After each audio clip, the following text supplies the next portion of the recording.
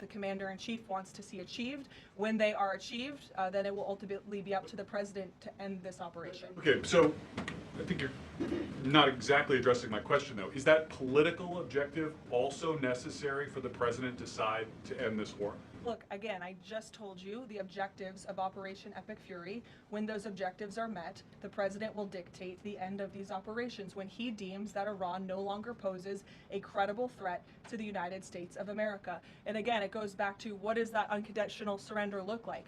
Iran can talk all they want, and their words will be very empty when we've completely annihilated their navy, as we are doing, when we've taken out the threat of their ballistic missile capability, when we can firmly, finally ensure that they can no longer make a nuclear bomb to threaten the United States and our allies and our troops in the region. And that's what President Trump is ultimately seeking to do with respect to this operation. Jennifer. There was a shooting outside of a synagogue in Baltimore. Do you know if the president has been briefed on that, and do you have any more details on what happened? I don't, but we certainly will get you more details, Jennifer, and I don't know if the president has briefed, but I'll check on that when I get back to the Oval Office after this. Sure. Thanks, Caroline. The president said yesterday for the first time that he had to strike Iran because he believes that Iran was going to strike U.S. targets within 7 days, and then he bumped that down later to 3 days. Where is he getting that?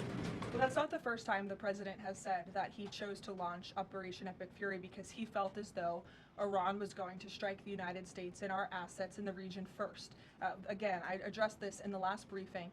This was a feeling the president had based on facts provided to him by his top negotiators who had been engaged with the Iranian regime in a good faith effort. The Iranian regime was lying, deceiving the United States of America, clearly trying to continue their nuclear program to create a bomb that would, of course, threaten the United States of America. Again, their ballistic missile arsenal, they were rapidly and aggressively increasing that by the month to a place where they would essentially build immunity for themselves, where a future president or President Trump would not be able to launch this incredibly successful operation. And so the president, again, as I have reiterated and he has said, was not going to sit back and allow the Iranian regime to threaten or to attack the United States of America any longer. But there are no U.S.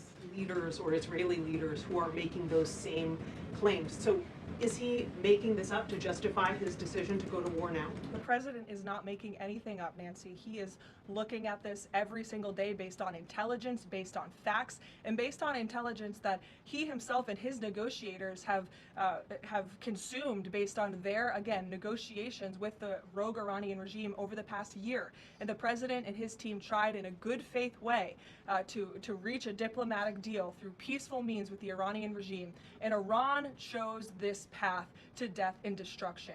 Iran wanted to attack the United States of America, and the president was not going to sit back and allow that to happen. He was not going to sit back and allow that to happen, and everyone in this room should be grateful for it. John. Thanks a lot, Caroline. Two questions for you. One has to do with follow-up to your statement that you made at the beginning of the briefing regarding the Safe America Act. Sure. Yesterday, the Senate Majority Leader John Thune spoke on the effort to potentially have a filibuster broken, the rules for the filibuster broken. He said the votes aren't there, one, to nuke the filibuster, and the votes aren't there for a talking filibuster. He says that's the reality. What's your reaction to what Senator Thune said?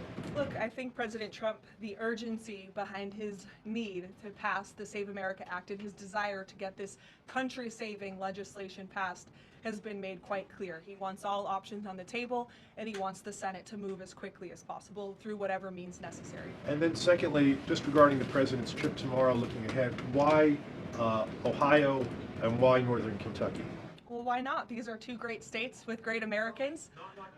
Just wanted to know why they were chosen. Great states with great Americans. The president will be joined by lawmakers from both states who he greatly admires and respects and supports. And he'll be meeting with business owners in both of these places and talking about the economy, which is, of course, the utmost importance to him. Caroline. Thank you.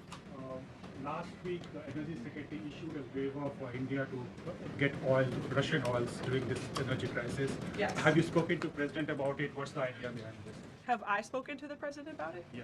Yes, I have spoken to the president about it. And the president and the Secretary of Treasury and the whole national security team came to this decision because our allies in India, as you know, Lalit, have been good actors and have previously stopped buying sanctioned Russian oil. So as we work to appease this temporary gap of oil supply around the world because of the Iranians, we have temporarily permitted them to accept that Russian oil. And this Russian oil was already at sea. It was already out on the water. So this short-term measure, we don't believe it will provide significant financial benefit to the Russian government at this time. I have one more question about Pakistan. You know, Pakistan is a neighbor of Iran, and Pakistan is also an ally of U.S. President has been praising a lot about the field marshal. Is Pakistan providing any kind of support in this war against Iran?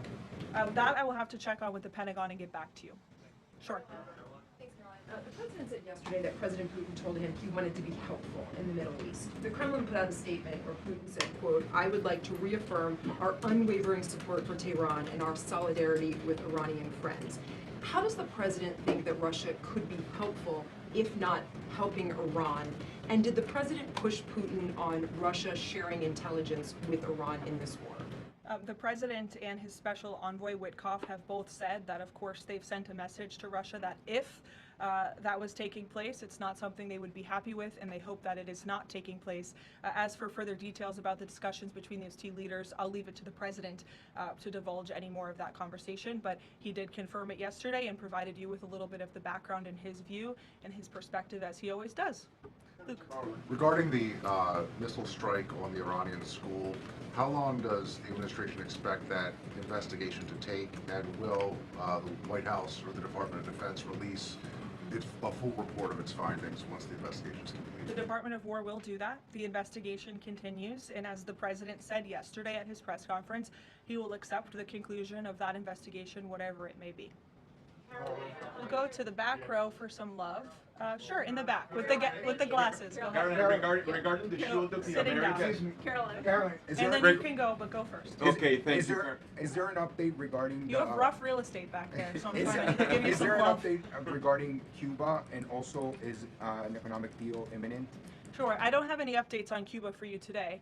Obviously, this is something the administration is actively dealing with. The president's made it quite clear, it's his belief, based on fact, that the Cuban regime is bound to fall. The country is obviously in a very weak place, economically speaking. The people are crying out for help, and the president believes and knows that the Cuban regime wants a deal. So as you know, Secretary of State Rubio has been engaged in those conversations as directed by the president. I don't have any updates for you today, though.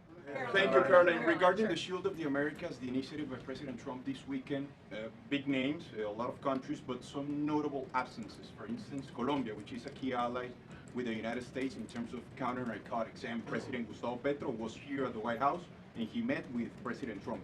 Why wasn't Colombia invited to the Shield of the Americas? I don't think we're seeing the level of cooperation